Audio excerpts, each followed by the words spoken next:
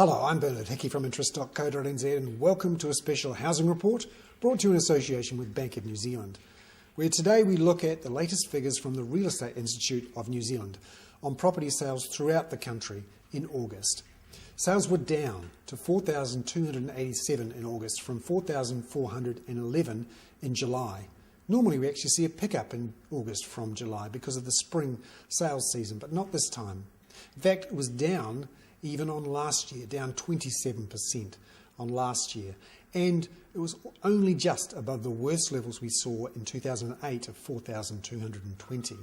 Certainly the market has really quietened down from the time when it was picking up last year.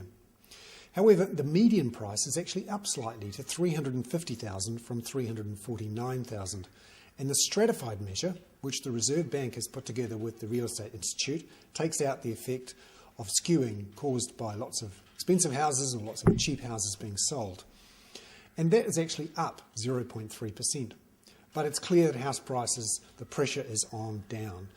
The stratified measure is actually down 1.3% in the last 3 months, and it's 5.3% below the peak from late 2007. Sales overall are very weak, and actually are down 26% in the last 3 months from the same 3 months a year ago. So it's not just a one-off. And it's no coincidence, I think, that the value of mortgage approvals given in the last 3 months or so is actually down 26% as well, exactly the same as the volume of sales in the market. Essentially, New Zealanders are reluctant to buy right now. They're in debt right up to the gills. Household debt is very high in New Zealand, and many buyers still think the prices are too high. So we have this standoff between buyers who say prices need to fall and sellers who say, hey, I'm just going to wait it out and see if prices rebound. So we're seeing a lack of new supply coming onto the market as well, and that's something the RAINZ remarked upon today. The outlook for the next couple of months, well, it's going to be weak, certainly in Christchurch, where the quake has affected the sales processes for many properties going through. About 10 to 15% of all sales nationally happen in the Christchurch and wider Canterbury region, so that will be affected in September.